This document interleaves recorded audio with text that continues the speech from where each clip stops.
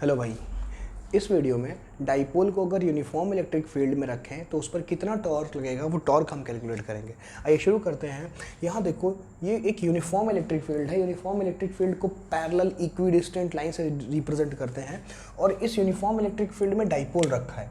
तो हम मान लिया कि सर जी यहाँ पर प्लस क्यू चार्ज रखा हुआ है और यहाँ पर माइनस क्यू चार्ज रखा हुआ है। डाइपोल तो आप जानते ही होंगे, जब एक पॉजिटिव और नेगेटिव चार्ज एक फिक्स डिस्टेंस पर रखा रहता है तो वही डाइपोल कहलाता है। एक प्लस क्यू चार्ज है और ये माइनस क्यू चार्ज है, दोनों हम मान लेते हैं कि 2l लेंथ की दूरी पर रखा हुआ है। चलो इस पर पता करते हैं कि भाई इस पर टॉर्क लगेगा भी कि नहीं लगेगा। ठीक बात है, और बाद में फॉर्मूला भी डिराइव करेंगे। ये जो प्लस क्यू चार्ज है, बताओ पॉजिटिव चार्ज पर किधर फोर्स लगता है? पॉजिटिव चार्ज पर इलेक्ट्रिक फील्ड के डायरेक्शन में फोर्स लगता है। तो जो प्लस क्यू वाला चार्ज है, क्या प्लस क्यू वाले चार्ज पर इलेक्ट्रिक फील्ड के डायरेक्शन में इधर की तरफ फोर्स लगेगा? और बताओ कितना फोर्स लगेगा? क्या आप जानते हैं F equal to q e होता है। इलेक्ट्रिक फील्ड तो वैसे भी यूनिफॉर्म है, तो F इक्वल टू कितना हो जाएगा? क्यू ई हो जाएगा। यानी इस पर कितना फोर्स लगेगा? इस पर क्यू ई के बराबर फोर्स लगेगा।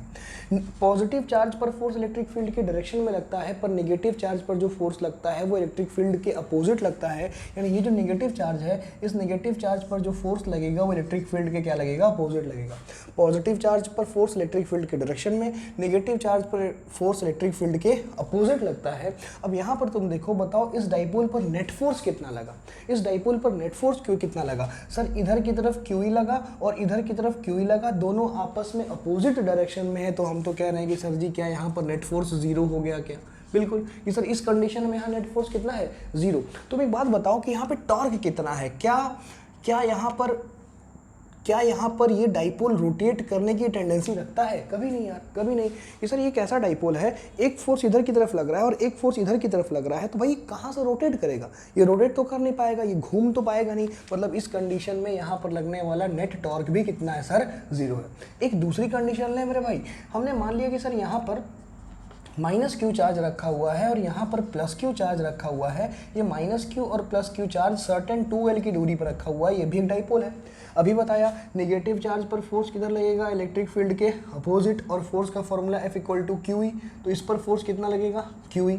अब पॉजिटिव चार्ज पर फोर्स किधर लगेगा? इलेक्ट्रिक फील्ड के डायरेक्शन में, तो इलेक्ट्रिक फील्ड के डायरेक्शन में कितना फोर्स लगेगा? क्यू ई।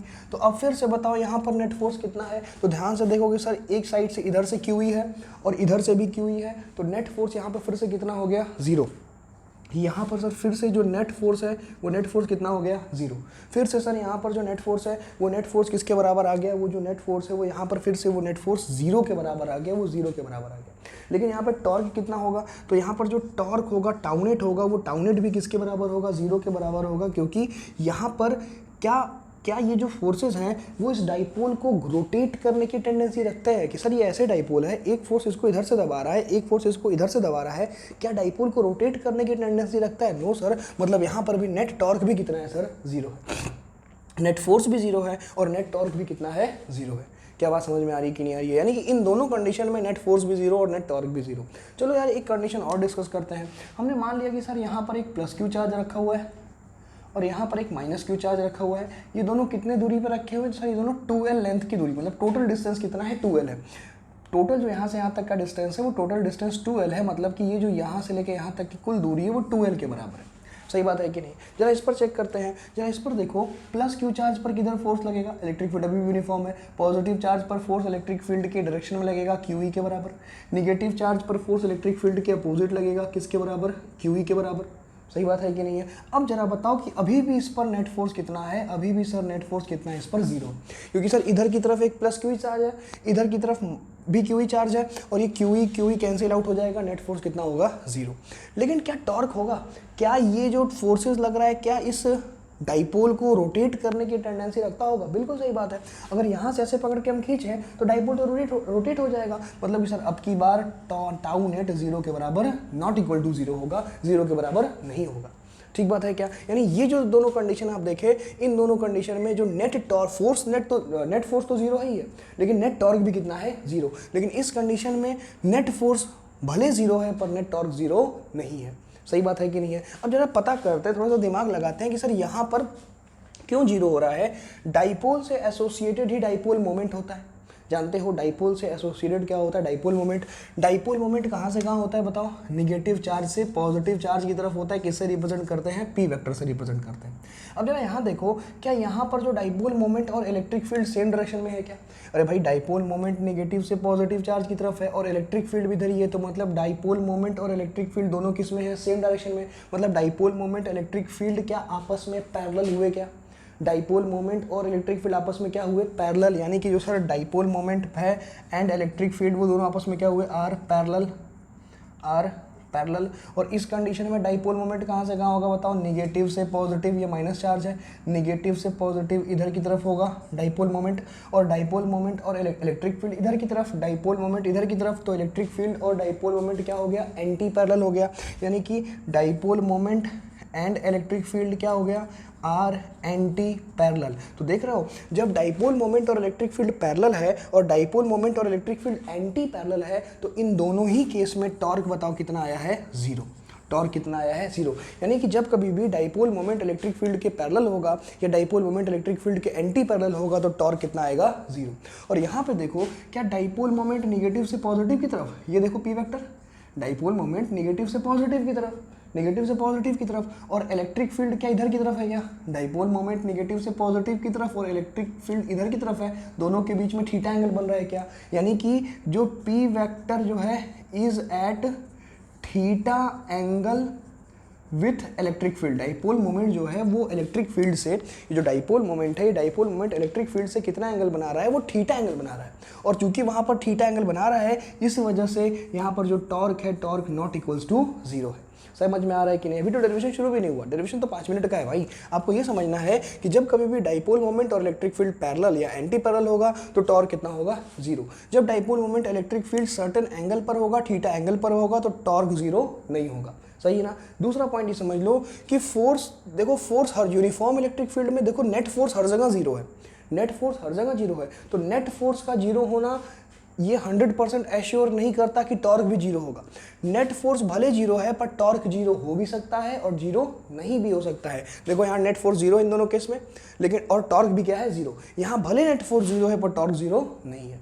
ठीक बात है, 2 पॉइंट क्लियर हो गई कि सर डाइपोल मोमेंट को डाइपोल को यूनिफॉर्म इलेक्ट्रिक फील्ड में रखने पर नेट फोर्स विल ऑलवेज भी जीरो, पर टाउ नेट यानी नेट टॉर्क में और may not be equal to zero. पहला। दूसरा पॉइंट क्या समझ में आया? दूसरा पॉइंट समझ में आया कि सर अगर डाइपोल मोमेंट और इलेक्ट्रिक फील्ड पैरेलल या एंटी पैरेलल होगा तो टॉर्क जीरो होगा, और डाइपोल मोमेंट इलेक्ट्रिक फील्ड के साथ सर्टेन एंगल पर होगा तो टॉर्क जीरो नहीं होगा। समझते सर? इतना पहले एक बार देख लीजिए, स्क्रीनशॉट लीजिए, इसको नोट करिए, फिर हम आगे डेरिवेशन करते हैं। ठीक है सर, मिटाएं।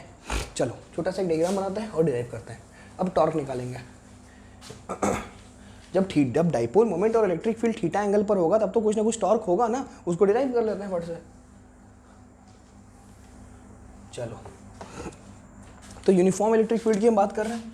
देखिएगा सर, हम यूनिफॉर्म इलेक्ट्रिक फील्ड की बात कर रहे हैं, ये ऐसे। ठीक सर, ठीक है, हो जाएगा। थोड़ा सा फिगर, चलिए ठीक, कोई नहीं। यहाँ पर एक प्लस क्यू चार्ज हो गया और यहाँ पर एक माइनस क्यू, कैसे और एक लाइन खींच लेते हैं, सही रहेगा थोड़ा समझने में। यहाँ माइनस क्यू चार्ज हो गया, सही है। और ये डाइपोल मोमेंट, जो डाइपोल है, डाइपोल का लेंथ कितना हमने मान लिया, 2L। ये पूरी लेंथ कितना है, 2L। समझना, बताओ प्लस क्यू चार्ज पर किधर फोर्स लगेगा, इलेक्ट्रिक फील्ड के डायरेक्शन में इधर की तरफ कितना फोर्स लगेगा बताइए सर जी, QE। निगेटिव चार्ज की तरफ किधर फोर्स लगेगा, निगेटिव चार्ज पर इलेक्ट्रिक फील्ड के अपोजिट फोर्स लगेगा, बताओ किसके बराबर, QE के बराबर। अब यही ऐसे रॉड रखा हुआ है, इस वाले पार्ट पर इधर की तरफ फोर्स लगा, इस वाले पार्ट पर इधर की तरफ फोर्स लगा। हम रॉड के टर्म में समझा रहे हैं कि इस वाले पार्ट पर अगर इधर की तरफ फोर्स लगा, इस वाले पार्ट पर तो ये ऐसे घूम जाएगा, क्या है कि नहीं है? क्या इस वाले पॉइंट के अबाउट, जो ये वाला जो पॉइंट है, क्या इस वाले पॉइंट के अबाउट ये जो रॉड जो होगा, रॉड ऐसे घूम जाएगा, रोटेट कर जाएगा क्या? सही बात है, क्योंकि इस वाले पार्ट पर इधर की तरफ फोर्स लग रहा है, इस वाले पार्ट पर इधर की तरफ, तो ये रोटेट कर जाएगा। सही बात है कि नहीं है? और रोटेट करेगा तो यहाँ पर क्या आएगा, टॉर्क आएगा। उसी टॉर्क को हमको कैलकुलेट करना है। मतलब इस वाले पॉइंट के अबाउट ये क्या कर जा रहा है, रोटेट कर जा रहा है।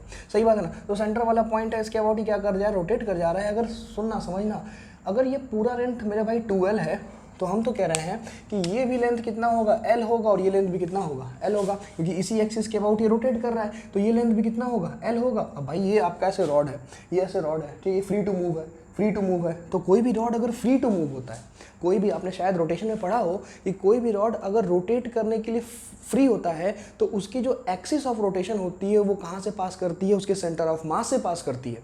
उसका जो एक्सिस ऑफ रोटेशन होगा वो कहाँ से पास करेगा, उसके सेंटर ऑफ मास से पास करता है, और साथ साथ में जो नेट टॉर्क के एक्सिस के पैरेलल होगा।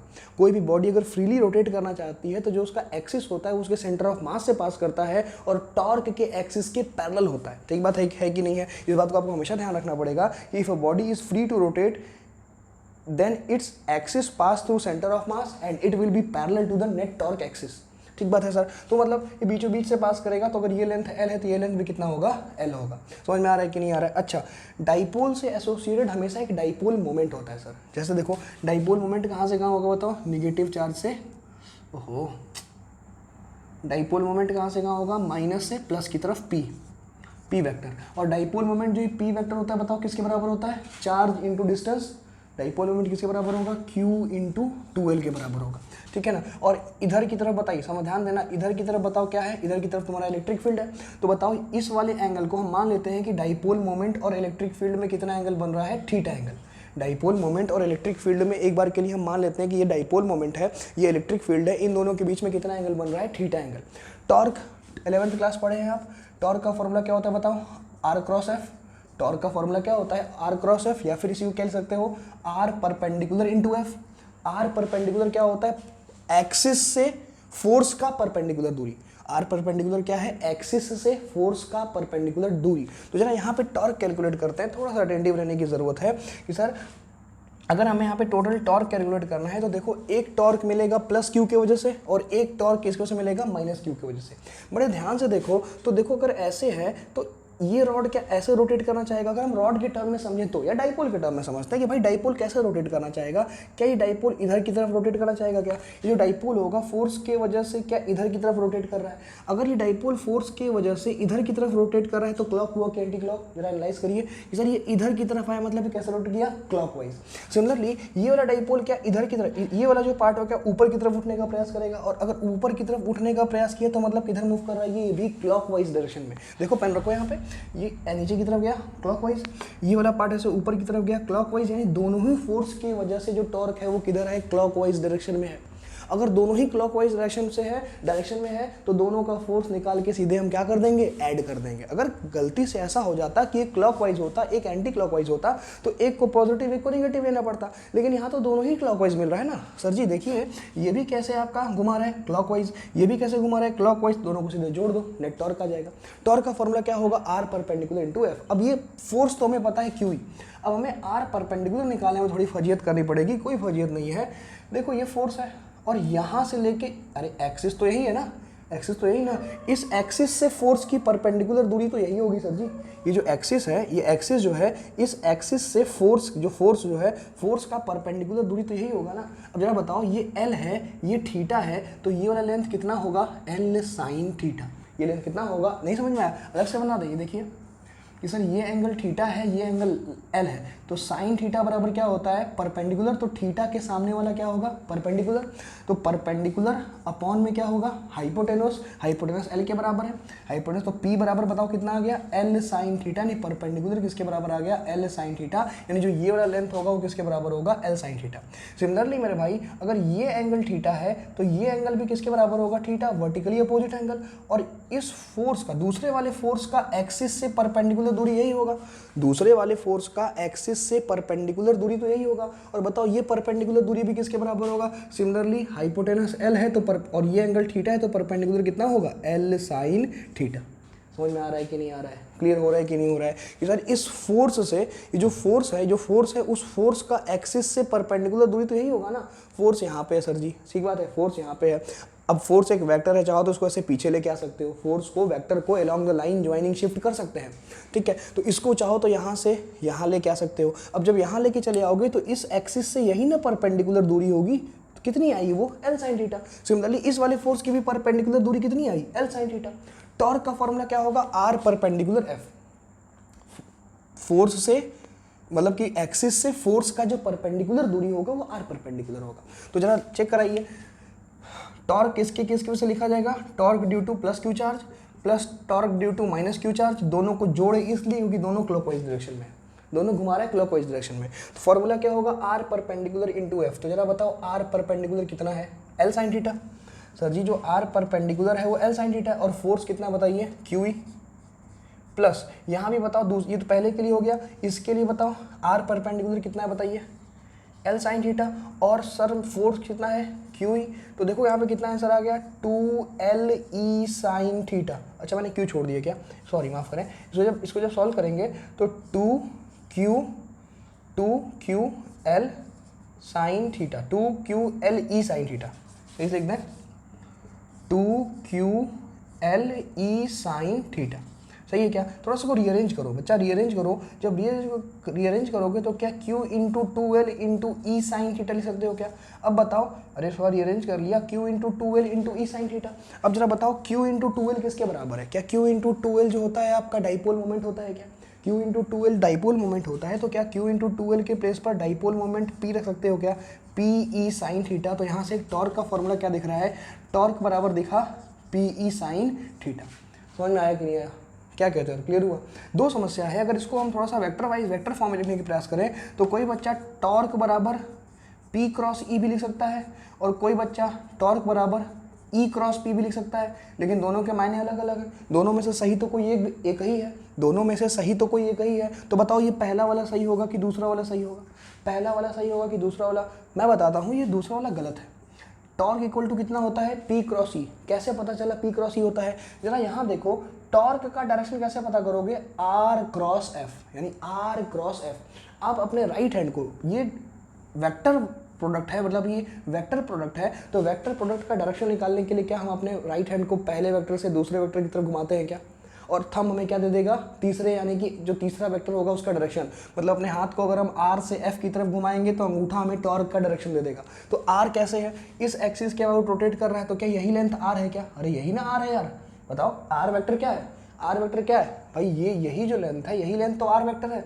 ये पोजीशन वेक्टर है फोर्स का उस एक्सिस से, पोजीशन वेक्टर है फोर्स का एक्सिस से, तो एक्सिस यहाँ से पास कर रही है, तो ये क्या हो गया R। अब फोर्स इधर लग रहा है तो क्या ऐसे बंद होगा क्या, ऐसे देखो अंगूठा किधर आया, अंदर अंदर अंदर, सही बात है कि नहीं है। R cross F, R cross F, R cross F, ये है R, ऐसे अंगूठा बंद होगा, R क्रॉस F किधर आया, अंदर की तरफ, यानी कि टॉर्क किधर, इसके वजह से टॉर्क किधर मिल रहा है, अंदर की तरफ। जरा E क्रॉस P करके देखिए एक बार, आप एक बार E क्रॉस P करिए, देखिए ये लाइन इलेक्ट्रिक फील्ड की थी, यूनिफॉर्म इलेक्ट्रिक फील्ड ऐसे है, जो ये लाइन है ये इलेक्ट्रिक फील्ड है, तो इलेक्ट्रिक फील्ड ऐसे E और P यहाँ पे है, डाइपोल मोमेंट P। अरे भाई देखो यहाँ पे से बना दे, ये तुम्हारा है E वेक्टर और ऐसे तुम्हारा है P वेक्टर। जरा E क्रॉस P करो, देखो पहले वेक्टर की तरफ अपना हाथ कर लिए, E क्रॉस P बाहर आ रहा है, अरे यार अपने हाथ को पहले वेक्टर से दूसरे वेक्टर की तरफ घुमाएंगे, तो E क्रॉस P बाहर, यानी अंगूठा किधर आ रहा है, बाहर, बाहर बोले तो क्या लगा दें यहाँ पे, डॉट। अब यहाँ पर तो टॉर्क जो आ रहा है वो बाहर की तरफ आ रहा है, लेकिन असली वाले फॉर्मूले से टॉर्क किधर आ रहा है, मतलब जो टॉर्क का 11th क्लास में फॉर्मूला पढ़े थे उसके वजह से टॉर्क किधर आ रहा है, अंदर की तरफ, और इस वाले फॉर्मूले की वजह से किधर टॉर्क आ रहा है, बाहर की तरफ। जरा इससे चेक कर लेते हैं, P क्रॉस E। अब अपने हाथ को P से E, देखो पहले वेक्टर से दूसरे किधर आया, अंदर अंदर अंदर, यानी कि इसके वजह से भी टॉर्क किधर आ रहा है, अंदर की तरफ आ रहा है।